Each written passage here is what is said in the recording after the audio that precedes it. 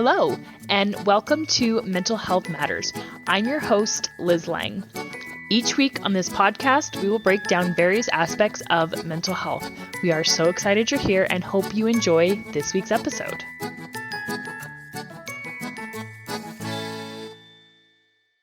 Hey guys, Liz Lang here with Jeremiah and Selina from Core Connection. And this week we are going to get into teaching teens about gratitude. And before we get into that, I do want to apologize for the erratic posting of podcast episodes, as you might say.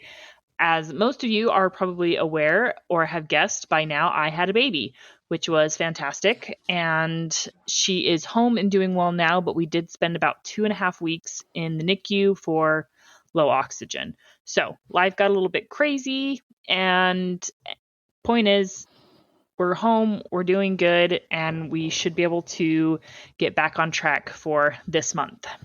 So I have this week's parenting moment, which actually has to do with the new baby and my oldest. And I am sharing this with my oldest's permission. So a couple of days before I had the baby, I wanted to check in with my oldest and ask just kind of how she was feeling about another sibling coming. And she just kind of shrugged. She goes, it's another sibling. I said, okay. And she's like, I don't want to be like a second mom. And I immediately was so glad that I asked her this question, because she has grown up hearing about how I was like a second mom to my little brother. I have a brother who is 10 years younger than me, and I was, for all intents and purposes, a second mom to that kid. But it's what I wanted. I was so excited for my mom to have a baby because I wanted to be making bottles. I wanted to be changing diapers. I wanted to be helping out. And I didn't want our oldest to feel obligated to do the same thing. Obviously, we want her to be involved, but we wanted her to want to be as involved as much as she wanted to be. We didn't want her to feel pressured to step in and take on responsibilities that she doesn't need to, right? Because ultimately, this is not her kid and she doesn't need to be responsible. So we kind of explained that to her, and we let her know, like, hey, nope, you don't have to feel pressured to do anything. Like, it doesn't have to be that way. We want you to be as involved as you want to be. And then we came home from the hospital and she held that baby and everything changed. She fell in love and she was like, it's not just another sibling anymore. She's the most precious thing in the world. And so, I mean, if I let her, she would stay home from school and sit and hold her baby sister all day. She's been affectionately nicknamed the lap pillow because they love to just sit and hold her and just sit and snuggle her, which I love as well. But I was still really glad that I had that conversation because I did, like, it was so important to me that she not feel pressure to take on a responsibility that she didn't ask for because, you know, I mean, this was our decision, not hers, obviously. She had no say in the matter. And, you know, so yeah, now she's happy to help out, but I'm glad that it's of her own accord and her own choosing. Yeah, I think that's awesome. What a great experience for you and for her to recognize that you're not expecting her to raise a child and to care for her, but that she gets to be involved and be the big sister and, you know, have that fun time with her as a little baby and be a part of her life. Such a great opportunity for connection. You were able to hear and understand her perspective and her view and what she was experiencing. And I'll get in line to hold that lap pillow anytime too. I want in on that too. That's what I tell new moms. I'm always like, you got to ask for help. Like, people love babies. They love to cuddle newborns. So yeah, there's usually a long line, you know, and we did tell our oldest, like, there will be some additional expectations of, you know, we may ask you to help out in some other ways. Like if I'm busy feeding the baby, we may ask you to help out a sibling or something like that. So, you know, because we did want her to understand, like, roles are going to shift. There is going to be a little bit of added responsibility, but it's not going to be onerous. And it's not like you're going to all of a sudden be forced to be like a mom to a kid that you didn't ask for. But, you know, she will happily, anytime I need to hold the baby. And you know what? She's kind of a natural at it, as it turns out, which is not really surprising because she's pretty good at soothing her sister when she's fussy, and she's enjoying it, and we're all loving having a new baby in the house. So, on to gratitude. So, sometimes it can be harder for teens to express or experience gratitude. And my initial instinct in terms of why teens can have a harder time with gratitude or feeling gratitude is that underdeveloped frontal cortex. What are your guys' thoughts on that? Yeah, I think that's probably accurate. I mean, they don't necessarily always have the best emotional reasoning and capacity to not only feel or express their feelings, but to explore them and share them can be quite difficult. So gratitude is just kind of one of those things that might be a little bit uncomfortable for them. And I guess I would ask the question of parents is, are we modeling that for them in a way that they can understand and in a way that they could replicate? Because I think we kind of live in a world that is lacking gratitude a little bit. I certainly think, with the Thanksgiving holiday just recently passed, and, we tend to think a little bit more about gratitude for a moment, but I wonder how often we're teaching that well as parents. Kids are always going to do what we do, not necessarily what we say. So if we're not seeing gratitude in our kids, I wonder if we're seeing gratitude from ourselves. Yeah, that's a really good point. And, teens are often dealing with, as you mentioned, intense emotional feelings, and emotional regulation is definitely a learned behavior. We know toddlers are absolutely terrible at it, and teens are still learning as well. And then there's also social comparison and that desire for independence. And I think social comparison can really be the big one, and social media plays into that. And I also feel like we live in a world of entitlement, and everybody feels like they deserve something. And if you just are so focused on what you feel like you deserve that you don't have, it's going to be a lot harder to be grateful. And so a lot of it is where you put your focus. And so as human beings, we've kind of evolved to focus on the negative because in the past, it's what's helped keep us alive, right? And so we are almost hardwired to focus on the negative things around us. So you almost have to kind of shift your mindset, and you almost have to kind of train yourself to focus on gratitude and to focus on positivity. And that can be a really difficult thing to do because it's not always a natural tendency for human beings in general. But I really appreciate what you said, Jeremiah, about that modeling that behavior, because I think you're right. If we as parents are just so focused on all the negative things, if we're constantly complaining, oh, this horrible thing is happening at work, or I've got this terrible coworker that I have to deal with, and you're just constantly complaining about all the negative things going on in your life, or man, I have to deal with this with my in-laws or whatever, kids are definitely going to model that behavior. Yeah, I think to understand kind of some of what you're saying with our brains, and you're saying toddlers and teenagers, I myself still seem to throw fits. So I guess I'm still learning this too. But when we kind of understand our brains, I think of a couple of things of when you're saying social comparisons, I'm thinking about how that sense of belonging. You go back to even just like caveman days, and that was like essential to be a part of the tribe, right? Nobody wanted to be kicked out of the tribe because you needed that to be able to survive. But that instinct is still there for us. And if you think about that with our teenagers, they still have that instinct into them.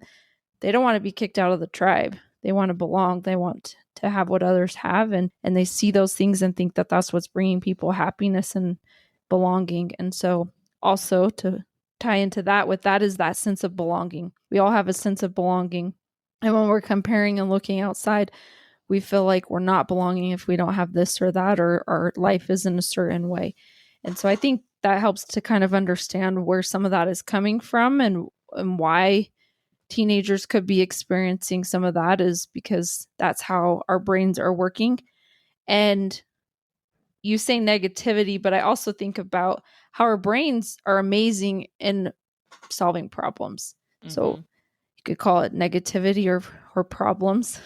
So we're trying to find problems and we're trying to find solutions to those problems. And so sometimes we get focused on that we have to solve that problem. And so I loved how you said that changing that mindset and being grateful about things and not that they're not a problem, but changing it to how we're grateful for the things that we do have and what we have to be able to experience.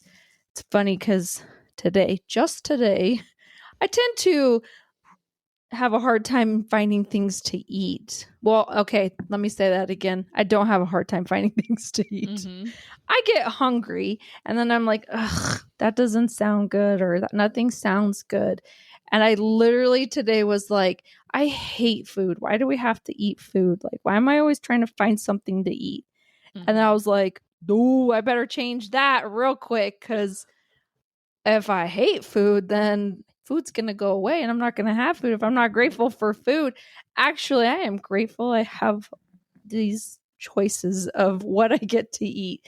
So it's funny. I don't know. When you said that, it reminded me that I literally today had that experience of thinking it's a problem that I have so many things to choose from with my food, but nothing sounds good. But it's like, actually, let's take a step back. First world problems. I know. Like, okay. I'm not going to say I'm not. I don't want to be bugged and make food a problem, because I want to be grateful. I have food. I have opportunities to make choices of what food I want to eat. Yeah, and we have to look at gratitude. I mean, this doesn't ring true only for children or teenagers, but for adults as well. Gratitude can be a big piece of mental health. The more we focus on what we're missing or what we don't have, or like Selina said, I love the comparisons. We live in a very comparative world. But the more we focus on those negative things and what we don't have, the more that will impact our overall joy, happiness, and mental well-being. And so when we can focus on the things that we're grateful for and we could recognize the things we're grateful for, we tend to have a better outlook on life. It's just the way it's going to work. And so helping our kids understand and teaching them to find what they're grateful for and to be able to express that, whether that's in writing or verbally or in music or whatever form they wish to express gratitude in, will have a profound impact on them throughout their lives. There's actually been quite a bit of research done on gratitude and a daily gratitude practice and how it can significantly help improve mental health in general and just well-being in general. And I think a lot of it just comes down to the fact that where you choose to put your focus can be a huge determining factor in your overall state of mind. As I mentioned earlier, if you're constantly focused on, I have all of these negative things going on in my life, then all you're going to be focused on is the negative things going on in your life. Whereas if you can shift your focus to look at all of these wonderful things that I have going on in my life, but if that's where you're putting your focus, then you're going to have a happier life, because that is where you're focusing your time and your energy on. And one of the things that I like to also say is that choosing where to put your focus and focusing on the joy doesn't mitigate or negate when things are hard, because I do think it is still important to acknowledge when things are hard. Choosing to find things to be grateful for doesn't mean you pretend that hard things aren't going on in your life, because the reality is they do, and they will happen. So, a really good example recently is it was incredibly difficult to spend 2.5 weeks in the NICU with a baby. That was really, really hard. It was hard for my whole family, and it was hard for me. And so what I focused on in that moment is, and again, I acknowledge this is hard for me, but I also chose what to put my focus on. In that moment, I said, okay, yes, this is difficult, but you know what? I am so grateful that I have family in town that can help Curtis out, so that and that Curtis has really good paternity leave, and so that I'm able to stay with the baby while Curtis is able to run things at home. And that was where I put my focus on. And that really helped both Curtis and I through it a lot, because, rather than just Curtis focusing on being bitter and resentful that he has to run things at home by himself. He instead put his focus on, man, I'm so glad that Liz is able to be there with the baby. And again, my focus is, I'm so glad that I'm able to be there with the baby because Curtis is able to run things at home.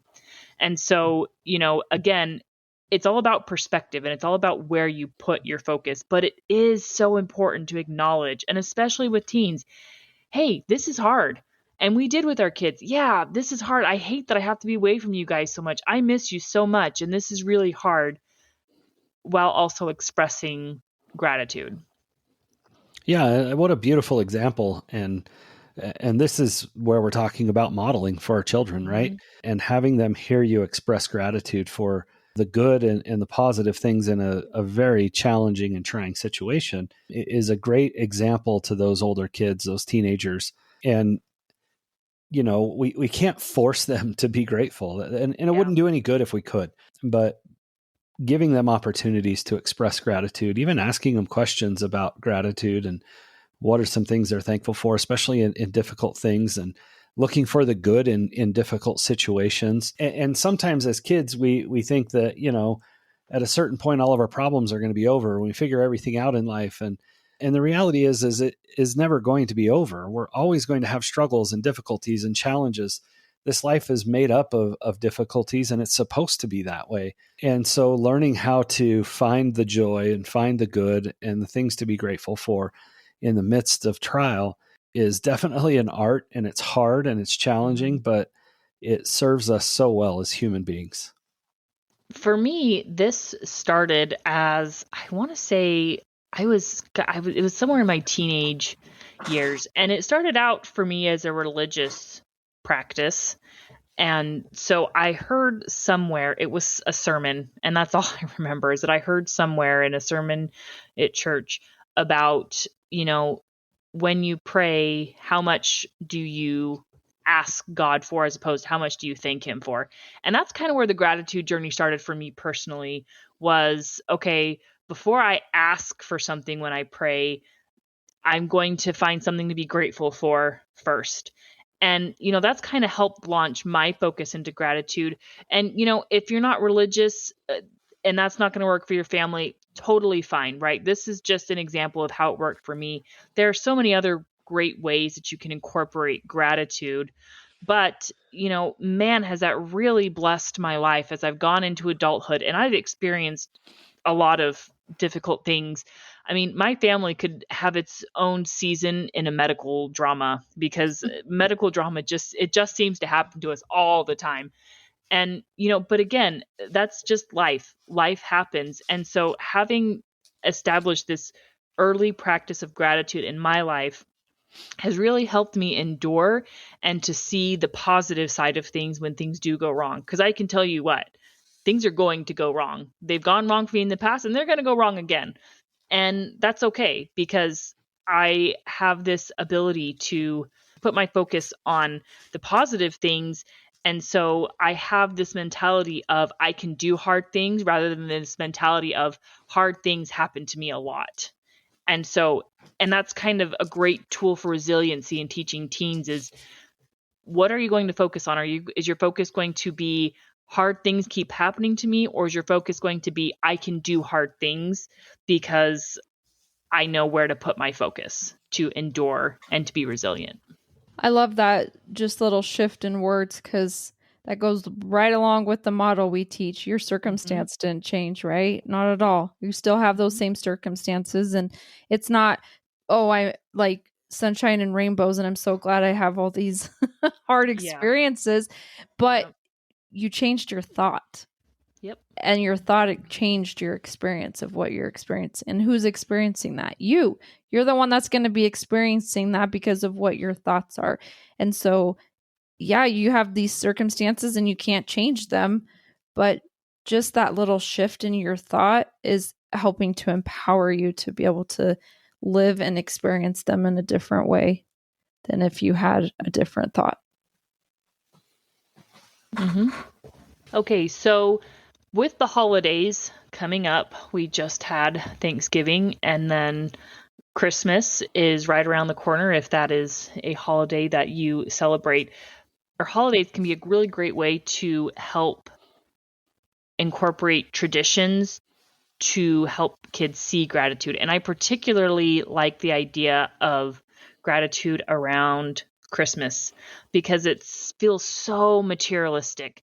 And, on the one hand, I love Christmas, but man, materialism, it really gets to me. And so gratitude and family traditions is a really great way for me to feel better about the holidays and to kind of move past the materialism surrounding this. And so one way to help people and to help teens express gratitude is to help them to see what they have and to give to others and to say, hey, we're going to help people who are less fortunate than us. It's a really great opportunity to say, we have enough, and so we're going to give to somebody who maybe doesn't. Really, really great way and great opportunity to help teens feel gratitude for what they do have. Well, and I think less fortunate can be described in a lot of ways because it doesn't always have to be less fortunate in the way of like financial means, because some people just need to feel loved and have that attention or that love come in a different way, not just financially. But I think I love service.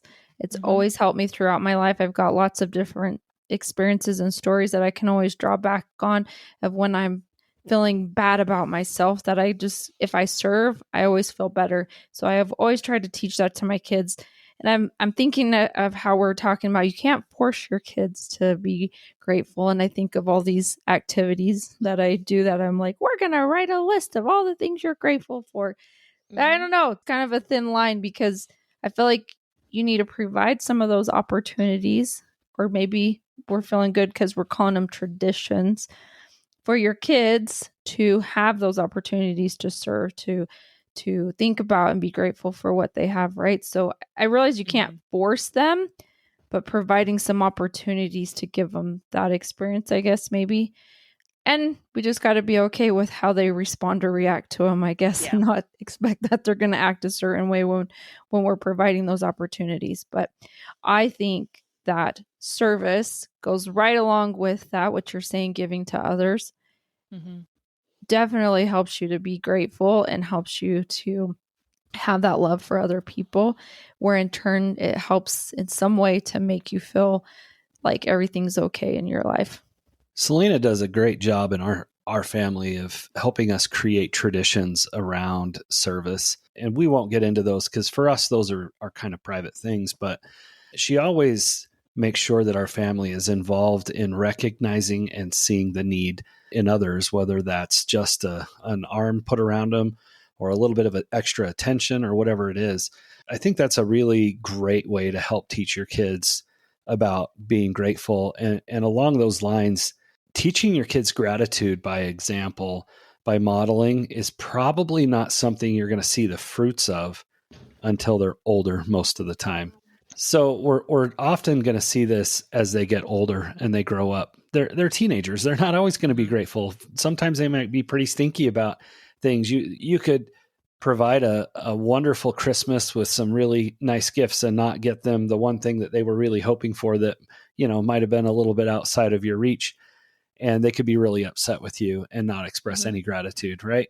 But what we're trying to do here, and this is so important that we remember throughout these challenging processes of the teenage years, is that we're developing human beings. We're developing people who will be capable and able to become independent and function as a contributor to society. So much of these things are going to come into play. We're going to see those things as they get older and they reach adulthood and they mature. And maybe that's just the struggle with parenting, right? Is we don't see the fruits of our labor immediately. Often we see that years down the road, and we see it.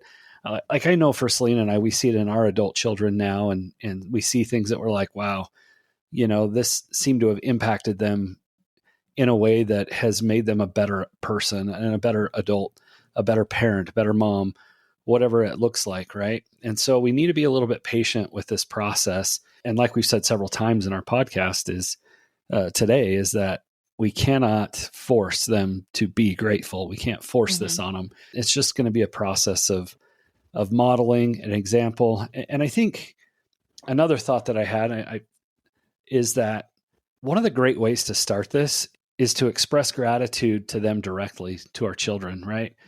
Man, I really appreciate you helping me with, getting the trash taken out tonight. I really appreciate the way you were able to go and pick up your little brother at his friend's house and bring him home, so I could focus on something else, right? If we show gratitude to them, that is such a great place to start in modeling. And of course, we want to continue that throughout their lives.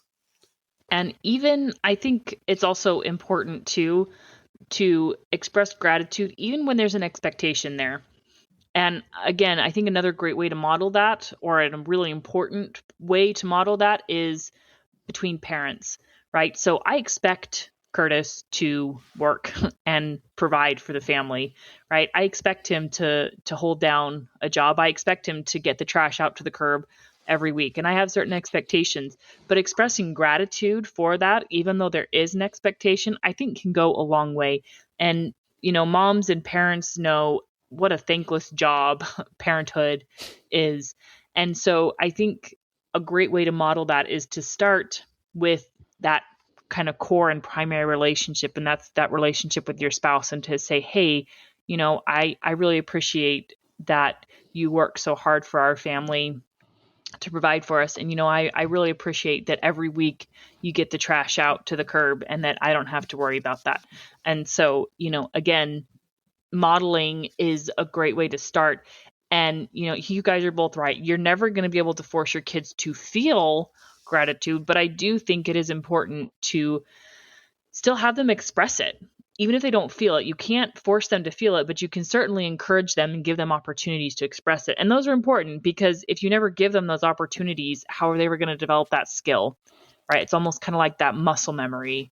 You can't develop a muscle memory if you don't use the muscle. Yeah, and you can't force them to express it. You can give them opportunity, but you can't force them to express it. You can't really make them do anything. And that's one of the fun parts about being a parent, right? Uh-huh. Yeah. Yeah. Okay. Final thoughts. Yeah. So I think the holidays provide us lots of good opportunities to be grateful and to take those times to focus on others. And anytime we're taking the time to focus on others, I think it helps us with our own mental health. But taking it beyond the holidays and just making that a practice throughout your life, one easy little thing I thought of is when you're eating dinner, just everybody takes the time to say something they're grateful for that happened that day. Just kind of helps you be in focus and helps you to understand and realize that we really do have so many good things in our life.